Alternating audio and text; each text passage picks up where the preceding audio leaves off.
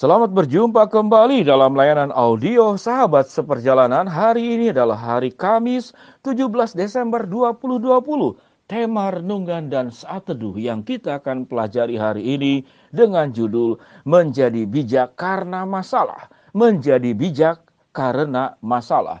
Firman Tuhan terambil dalam Ayub pasal yang ke-28 ayat yang ke-10. Demikian bunyi firman Allah.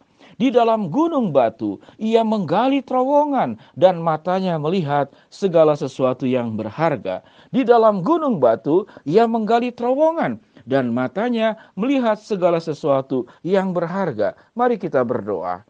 Bapa yang di dalam surga, kami sungguh ingin belajar sebuah kebenaran tentang bijak. Karena bijak itu adalah kumpulan-kumpulan daripada kebenaran, daripada karakter yang begitu banyak. Dan itu kemudian disatukan di dalam sebuah sikap yang namanya itu hidup yang bijak.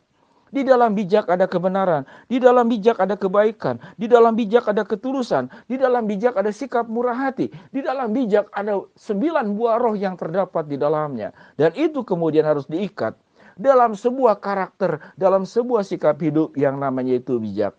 Ajar kami Tuhan untuk memiliki kehidupan yang bijak, sehingga menjadi bijak seringkali karena masalah. Di dalam nama Tuhan Yesus kami berdoa. Amin.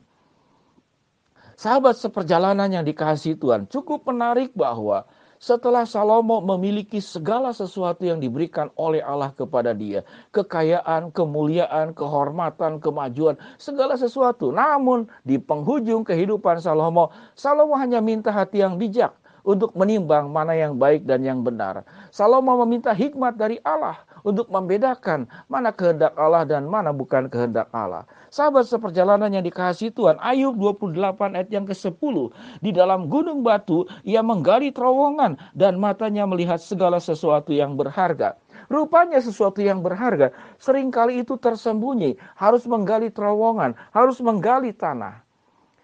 Kita menemukan begitu banyak barang-barang berharga, benda-benda berharga, semua hal-hal yang berharga itu yang ada di bawah tanah. Dan Indonesia termasuk negara yang luar biasa. Kita memiliki sumber daya alam, sumber daya tambang yang luar biasa. Kita mendapatkan minyak bumi di Aceh, di Riau, di Muara Enim, di Wonokromo, di Cilacap, di Majalengka. Kita bisa menemukan batu bara di Kalimantan Timur dan Kalimantan Selatan. Dan Indonesia itu memiliki tambang timah nomor 4 di dunia yang ada di Bangka dan Belitung. Kita juga punya biji besi yang ada di Lampung, di Derawan, dan Kalimantan, dan juga Palopo di Sulawesi. Kita juga memiliki tambang emas, yaitu di Puncak Jaya. Sebelum kita menggalinya, sebelum kita kemudian mengolahnya, kita tidak pernah tahu bahwa di atas tambang-tambang itu hanyalah tanah. Dalam kehidupan juga demikian. Tatkala kita diperhadapkan masalah seakan-akan kita terjatuh ke tanah, kita terjerembab. Jangan salahkan, waktu engkau terjerembab justru di dalam tanah itulah terdapat begitu banyak hal-hal yang berharga. Di dalam masalahlah kita menemukan hal-hal yang berharga. Kita menemukan emas, kita menemukan timah, kita menemukan permata. Kita menemukan segala hal yang ada di dalam tanah, yang ada di dalam masalah dalam kehidupan ini. Dan kita dipanggil seperti Ayub dikatakan, di dalam gunung itu ia menggali terowongan. Dan kemudian dikatakan, dan matanya melihat segala sesuatu yang berharga. Artinya, di dalam masalah dan identikan kita terjatuh ke tanah, kita terhempas ke tanah, kita tidak berdiri tegak lagi. Justru di dalam waktu kita terjatuh ke tanah lah, waktu kita menghadapi masalah lah, di sanalah tambang-tambang berharga, mutiara-mutiara kehidupan kita dapatkan dari permasalahan-permasalahan hidup. Tatkala kita menjadi orang yang pemarah, dan kita belajar ternyata pemarah itu tidak menyelesaikan masalah. Tatkala kita suka iri, ternyata kemudian timbul masalah, kita menjadi orang yang dijauhkan dari Tuhan, dari teman-teman, dari lingkungan. Dari sanalah kita belajar bagaimana yang namanya itu berhubungan, bersosial kepada yang lain. Sewaktu kita tertolak oleh kehidupan ini, kita belajar apa artinya sebuah penerimaan.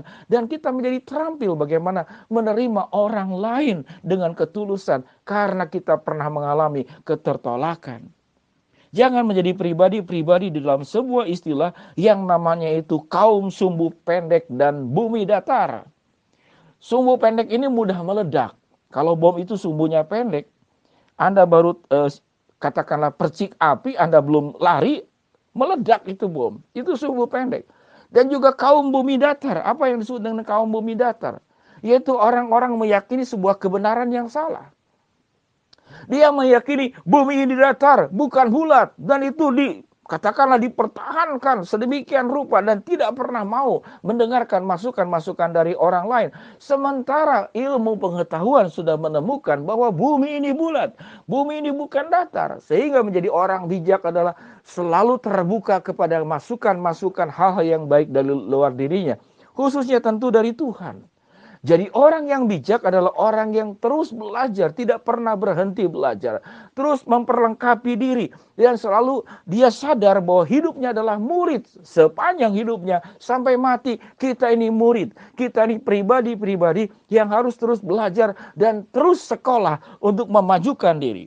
Tatkala seseorang merasa paling benar, paling baik, paling jago, paling luar biasa, paling mengerti. Di sanalah dia adalah kelompok-kelompok yang dikatakan sumbu pendek dan bumi datar. Semenjak itulah dia tidak pernah lagi belajar. Dan di sanalah kejatuhan. Orang-orang yang terus belajar adalah orang yang bijak. Seberapa banyak pun yang dimilikinya, kekayaan, harta, pengetahuan, pengalaman hidup, dia tetap merasakan kurang dan belum mengalami kemajuan yang maksimal. Sehingga kalau ada orang-orang tertentu, mungkin orang tua, mungkin bos, mungkin siapapun juga, dia merasa paling tahu. Maka dia bukan kelompok orang bijak. Karena orang bijak itu akan terus menggali terowongan dan matanya melihat, Alkitab mengatakan, segala sesuatu yang berharga yang akan ditemukan untuk memperkaya dirinya. Tidak hanya mengkaya tentang materi, kaya tentang pengetahuan, kaya di dalam karakter, kaya di dalam pergaulan. Dan tentunya semuanya ini disatukan di dalam satu kata yang namanya itu bijak. Yang namanya itu berhikmat. Jadi perjuangan orang-orang percaya yang tertinggi adalah meminta kepada Allah, aku menjadi orang-orang berhikmat, aku menjadi orang-orang bijak. Untuk berhikmat dan untuk bijak, seringkali kita harus belajar daripada masalah-masalah kehidupan. Baik masalah yang kita hadapi maupun yang orang lain hadapi. Kalau bisa, jangan kita mengalami masalah yang buruk dulu. Orang lain sudah mengalami kesalahan. Orang lain sudah mengalami sebuah perjalanan yang salah, perjalanan yang buruk. Lalu orang tersebut belajar dari kesalahan dan keburukan yang pernah dilaluinya. Mengapa kita tidak perlu, kita harus belajar dari mereka, tidak perlu mengalami dulu. Kan sudah ada orang lain yang sudah mengalami. Jadi apa yang salah sudah dilakukan oleh orang lain, jangan kita perbuat lagi, jangan kita lakukan lagi. Sahabat seperjalanan yang dikasihi Tuhan, di dalam berumah tangga, di dalam bekerja, di dalam dunia pendidikan, di dalam dunia bisnis, dimanapun kita berada. Maka perjuangan orang percaya yang tertinggi adalah bagaimana meminta kepada Tuhan seperti Salomo. Meminta hidup yang bijaksana. Meminta hikmat dari Allah yang melingkupi dan menguasai dirinya. Maka firman Tuhan katakan dalam Ayub 28 ayat yang ke-10. Sewaktu engkau mau menggali terowongan, engkau belajar daripada masalah kehidupan ini, maka dikatakan, matanya akan melihat segala sesuatu yang berharga. Semua yang berharga, semua yang terbaik, semua yang terindah, semua yang paling mulia. Engkau akan dapatkan sewaktu engkau menjadi orang yang bijak. Orang bijak adalah orang yang tidak pernah berhenti belajar untuk terus maju, dan semakin maju. Mari kita berdoa. Bapa yang di dalam sorga, hamba-Mu berdoa buat sahabat seperjalanan yang sedang sakit, di rumah sakit maupun di rumah. Tuhan jamah, Tuhan sembuhkan. Buat sahabat seperjalanan yang sedang mengalami kendala, kesulitan, problem, dan masalah, Tuhan bukakan jalan. Bagi sahabat seperjalanan yang sedang berharap, memohon dan meminta sesuatu, Tuhan akan kabulkan sesuai dengan waktu, rencana, dan kehendak-Mu. Dan biarlah kami semua menjadi orang-orang yang bijak, menjadi bijak karena masalah. Tatkala kami menggali terowongan, mata kami melihat segala sesuatu yang berharga. Ayub 28 ayat yang ke-10. Dalam nama Tuhan Yesus kami berdoa. Amin. Shalom sahabat seperjalanan, selamat beraktivitas. Saya doakan semuanya sehat selalu. Apa yang kau kerjakan sukses di dalam pertolongan Tuhan. Shalom.